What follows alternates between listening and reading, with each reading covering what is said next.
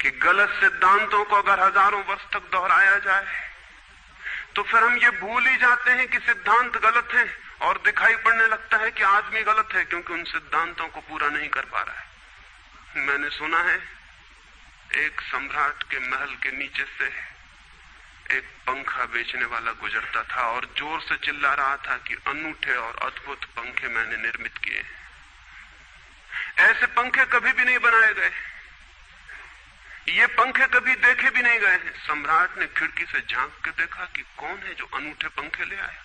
सम्राट के पास सब तरह के पंखे थे, दुनिया के कोने कोने में जो मिल सकते थे। और नीचे देखा गलियारे में खड़ा हुआ एक आदमी, साधारण 2-2 पैसे के पंखे होंगे, और चिल्ला रहा है कि अनूठे अद्वितीय। उस आदमी को ऊपर बुलाया और पूछा कि इन पंखों में क्या खूबी है, दाम क्या है इन पंखों के। उस पंखे वाले ने कहा कि महाराज दाम ज्यादा नहीं है, पंखे को देखते हुए दाम बहुत कम है, सिर्फ 100 रुपए का पंखा है। सम्राट ने कहा 100 रुपए? ये 2 पैसे का पंखा जो बाजार में जगह जगह मिलता है, 100 रुपए दाम, क्या है इसकी खूबी? उस आदमी ने कहा खूबी ये पंखा 100 वर्ष चलता है, 100 वर्ष के लिए गारंटी है, 100 वर्ष से कम में खराब नहीं होता है। सम्राट ने कहा इसको देख के तो ऐसा लगता है कि सप्ताह भी चल जाए, पूरा तो मुश्किल है। धोखा देने की कोशिश कर रहे हो, सरासर बेईमानी, और वो भी सम्राट के सामने। उस आदमी ने कहा आप मुझे भली भांति जानते हैं, इसी गलियारे में रोज पंखे बेचता हूं, 100 रुपए दाम है इसके, और अगर 100 वर्ष न चले तो जिम्मेदार मैं हूं, रोज तो नीचे मौजूद होता हूं, और फिर आप सम्राट हैं, आपको धोखा देके जाऊंगा कहां।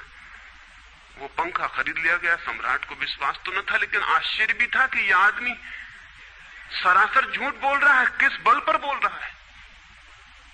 पंखा 100 रुपए में खरीद लिया गया और उससे कहा कि 7वें दिन तुम उपस्थित हो जाना।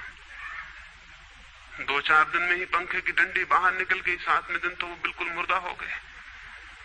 लेकिन सम्राट ने सोचा कि शायद पंखे वाला आएगा नहीं, लेकिन ठीक समय पर 7वें दिन वो पंखे वाला हाजिर हो गया। उसने कहा कहो महाराज। उन्होंने कहा कहना नहीं है, ये पंखा पड़ा हुआ है टूटा हुआ, ये 7 दिन में ये गति हो गई, तुम कहते 100 वर्ष चलेगा। पागल हो या धोखेबाज क्या हो? उस आदमी ने कहा कि मालूम होता है आपको पंखा जलना नहीं आता है, पंखा तो 100 वर्ष चलता ही, पंखा तो गारंटीड है, आप पंखा जलते कैसे थे? सम्राट ने कहा और भी सुनो, अब मुझे ये भी सीखना पड़ेगा कि पंखा कैसे किया जाता है। उस आदमी ने कहा कृपा करके बताइए कि इस पंखे की गति 7 दिन में ऐसी कैसे बना दी आपने, किस भांति पंखा किया? सम्राट ने पंखा उठा के करके दिखाया कि इस भांति मैंने पंखा किया है। उस आदमी ने कहा समझ गया, भूल, इस तरह पंखा नहीं किया जाता। सम्राट ने कहा और क्या रास्ता है पंखा जलने का? उस आदमी ने कहा पंखा पकड़िए सामने और सिर को हिलाइए, पंखा 100 वर्ष चलेगा, आप समाप्त हो जाएंगे लेकिन पंखा बचेगा। पंखा गलत नहीं है, आपके जलने का ढंग गलत है।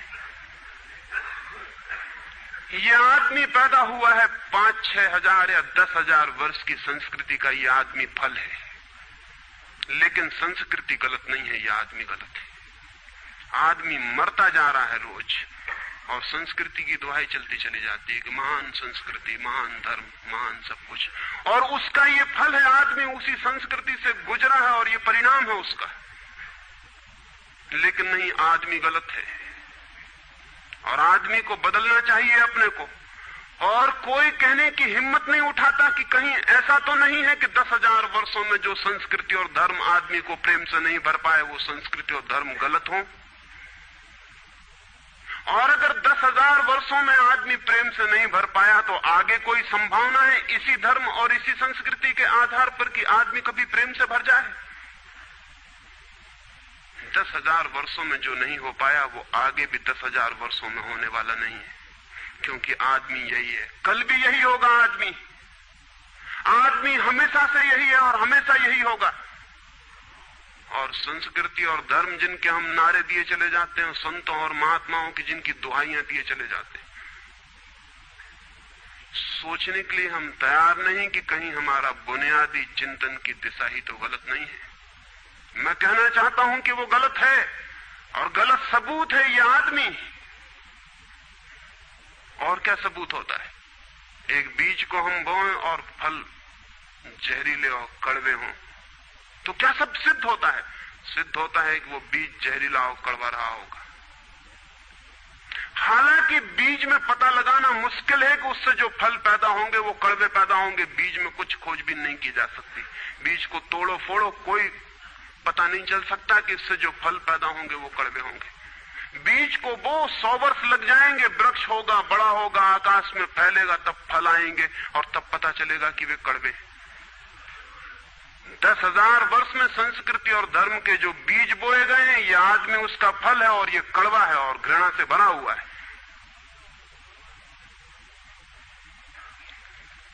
लेकिन उसी की दुहाई दियाई चले जाते हैं हम और सोचते हैं उससे प्रेम हो जाएगा।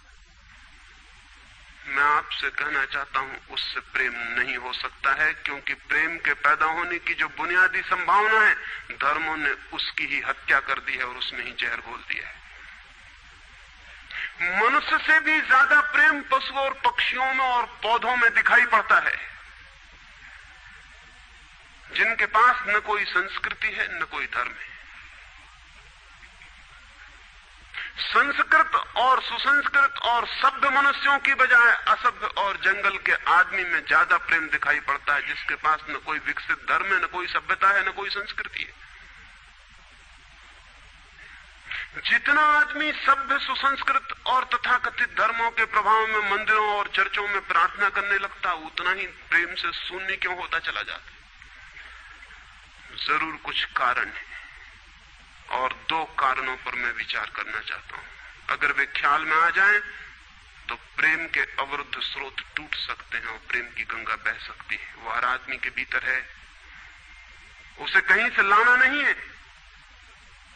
प्रेम कोई ऐसी बात नहीं है कि कहीं खोजने जाना है उसे, वो है।